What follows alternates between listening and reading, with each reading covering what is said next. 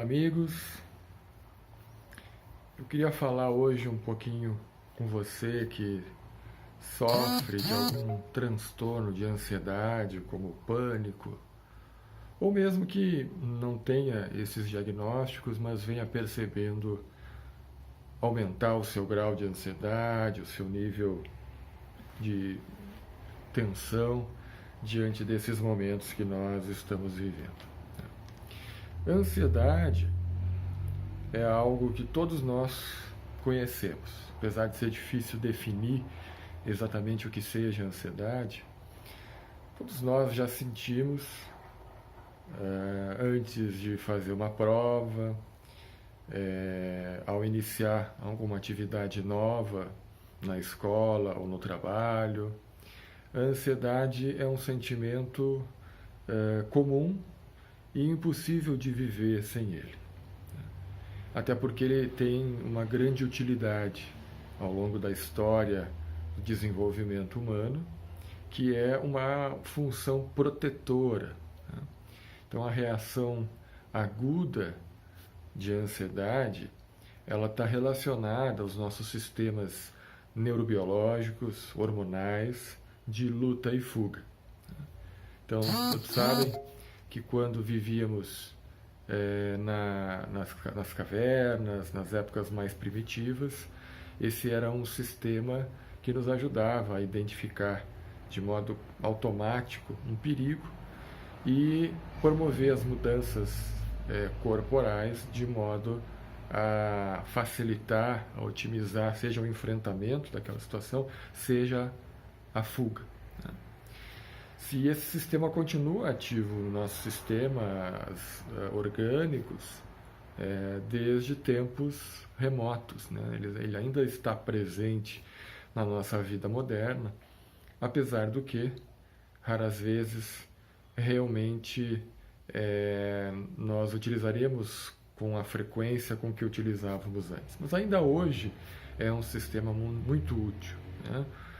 Imagina que se nós estivermos atravessando uma rua e não olhamos direito para um dos lados, e de repente vem um carro buzinando, e imediatamente esse nosso sistema é ativado, e essa ativação pode ser o diferencial para que nós escapemos de um acidente que de outra forma teria nos pego desprevenido. Então a reação de ansiedade está ligado intimamente a sistemas neuroendócrinos de proteção, né? E que nós precisamos muito dele. Mas nesses momentos da vida moderna, é muito comum esse sistema ser ativado sem que nós, ao menos, saibamos identificar qualquer tipo de agente externo que possa estar causando perigo. Nós não identificamos muitas vezes o perigo externamente. Ou às vezes, quando identificamos, desenvolvemos reações desproporcionais a esse perigo eminente.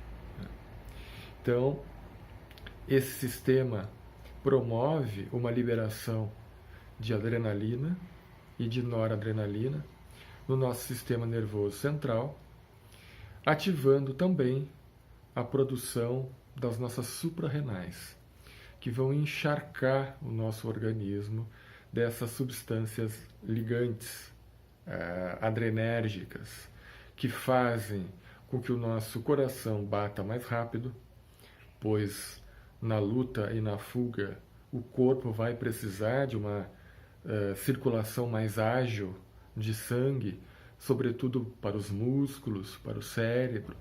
Então o coração passa a bombear mais rápido e mais forte. Vai haver uma redistribuição da circulação sanguínea no organismo, como por exemplo, vai haver uma vasoconstrição, uma diminuição do calibre das pequenas artérias, dos vasos sanguíneos na periferia do corpo, como nas mãos, nos pés, e podemos sentir essas regiões mais frias, mais rígidas também boa parte da nossa estrutura muscular, prontas para esse enfrentamento, né, para essa luta ou por essa fuga. Principalmente músculos maiores, né, ligados à locomoção, nas coxas, nos bíceps, certos músculos utilizados, por exemplo, numa situação de luta. Né? E vão haver também alterações muito significativas na nossa respiração. Né? Naturalmente, um animal, uma fera, vivendo uma circunstância de fuga ou de luta, ela vai precisar ter um maior aporte de oxigênio para que esse sangue circulante leve o oxigênio para as células que vão estar ali funcionando de maneira intensa. Né? Então é comum a nossa respiração sair do seu ritmo natural, mesmo que às vezes a gente não perceba. Nós vamos hiperventilar. Né? E essa hiperventilação faz com que muitas vezes haja uma diminuição do calibre dos vasos sanguíneos que levam sangue para o nosso cérebro.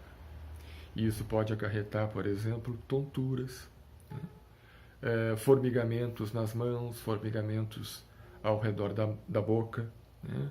Sensações de calor e de frio ao mesmo tempo.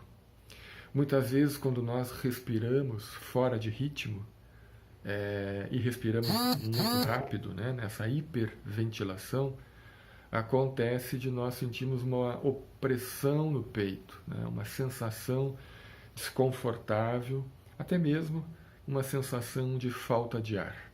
Né, o que faz com que muitas vezes nós respiremos ainda mais rápido, piorando ainda mais o quadro de sintomas. Nós vemos alterações no nosso sistema digestivo, às vezes levando à diarreia ou à constipação. Enfim, vamos apresentando um conjunto de sintomas, mais ou menos intensos, mais ou menos rápidos, mais duradouros e menos diversos numa situação de ansiedade mais geral, mais generalizada, né? Nosso nível basal, digamos assim, de ansiedade fica mais elevado, ou podemos sofrer uma enxurrada de todos esses elementos acontecendo ao mesmo tempo, configurando um ataque de pânico, uma crise de pânico, que faz com que muitas vezes entremos num estado mental de desespero, né? Porque percebemos nosso coração acelerando, ficamos com medo. Esse medo faz com que o coração acelere mais ainda, porque é como uma armadilha. Né? As nossas avaliações cognitivas de medo, de catastrofização, de acreditarmos que estamos tendo um colapso nervoso, enlouquecendo, ou estamos na iminência de ter um problema cardíaco grave, faz com que a nossa subjetividade, naturalmente, avalie a situação como perigosa. Não mais um perigo externo de um animal ou de algo que venha nos agredir, mas o nosso próprio corpo passa a ser esse objeto do nosso medo. Né? Numa relação de luta e fuga com o nosso próprio corpo, que passa a dar sinais aparentemente perigosos, mas que não significam nada além do que as próprias reações normais e fisiológicas do organismo ao nosso próprio medo. Então entramos num ciclo de armadilha. Né? O coração bate, a respiração falseia, o aperto no peito chega e nós cada vez mais vamos desenvolvendo medo, até que nessa espiral ascendente chegamos ao completo ataque de pânico. É isso que ocorre na maioria das vezes. Totalmente inofensivo para o nosso organismo, mas absolutamente aterrador. Porque realmente quem passa por essas situações está vivendo uma realidade aterradora. Então, o que fazer com isso?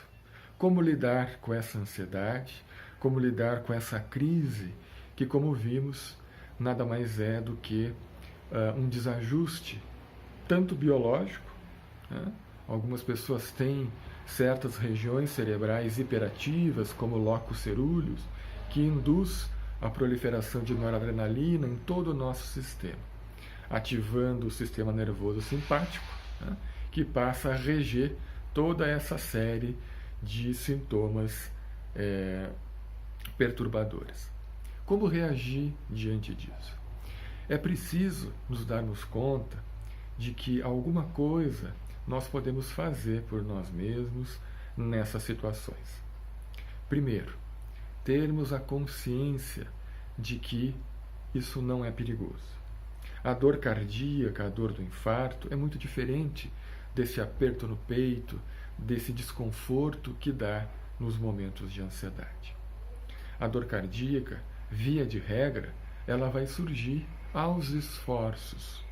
Quando se sobe uma escada, quando se sobe uma lomba, quando se está correndo, o paciente começa a ter sinais de angina, que é a dor atrás do osso do peito. Muito raramente, um paciente irá logo desenvolver um quadro agudo de dor, com todos esses sintomas que descrevemos, ao repouso ou dormindo, quando acontece, como acontece comumente em quem tem pânico. Acorda nesse estado, nesse conjunto de sintomas de ansiedade. Então, a primeira coisa é termos consciência de que isso é fruto do nosso desajuste psíquico-orgânico e que não é perigoso. Não precisamos sair correndo para uma emergência, justamente agora, nesses momentos em que as emergências estão com muitas pessoas infectadas e não convém que venhamos a ir para esses ambientes por uma crise de ansiedade. Se você tem um transtorno já diagnosticado, se você acha que está desenvolvendo ataques de pânico, faça contato com o seu psiquiatra.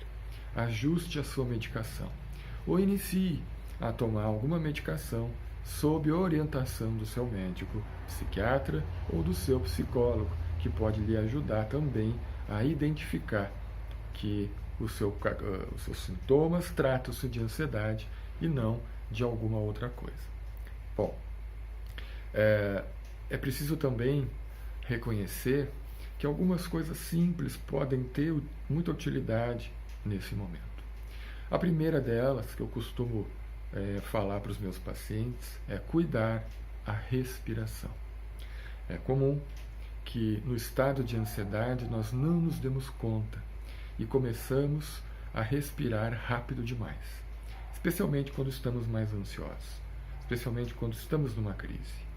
E essa respiração desenfreada, ela gera um desequilíbrio entre os nossos níveis de oxigênio e gás carbônico na corrente sanguínea, promovendo uma série de sintomas relacionados à ansiedade. Então, vamos prestar atenção na respiração. Respirar devagar, suave e profundamente, tendo consciência da nossa respiração, fazendo um movimento sutil, vagaroso, eficaz, sem deixar a respiração cavalgar como um cavalo desordenado. E isso vai trazer um controle de alguns sintomas que podem estar na raiz de um quadro de pânico. Outra coisa importante é relaxar a musculatura mesmo, porque quanto mais tensos e contraída está no nosso corpo, mais ele precisa de oxigênio, mais o coração vai acelerar, mais a respiração tende a correr e o processo todo a se desencadear. Então, tome consciência dos seus músculos, relaxe, solte suas pernas, solte a região dos trapézios, dos ombros, relaxe e respire tranquilamente. Procure distrair a sua mente. Procure ler um livro, assistir algo na TV que não sejam notícias. Fuja um pouco desse momento em que há uma enxurrada de notícias e mais notícias sobre mortes, dificuldades, previsões catastróficas, números, curvas que sobem ou que descem. Veja algo que distraia a sua mente, que tire a sua consciência desse momento atual. Você vai ver que, se você conseguir se distrair efetivamente, toda a cadeia de sintomas que você está sentindo vai ceder. Aprenda a meditar.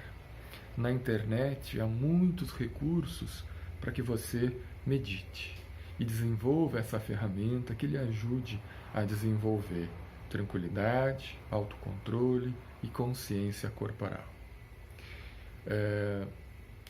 Mas se nada disso for efetivo e você tiver numa crise, tome a sua medicação. Há diversas medicações que ajudam a que você rapidamente saia de um estado de ansiedade. Se você é religioso, faça uma prece, faça uma meditação, faça uma oração. Nós espíritas costumamos recomendar o Evangelho no lar, uma leitura do Evangelho simples, com reflexões, mesmo que solitariamente ou junto à sua família, trazem a proteção espiritual, as vibrações favoráveis, para que você possa se manter em harmonia nesse período de turbulência. Meditação, preces, orações, religiosidade, relaxamento, controle da respiração, controle da mente, distrações variadas. E, se for necessário, busque a ajuda de um profissional para lhe ajudar nesse momento.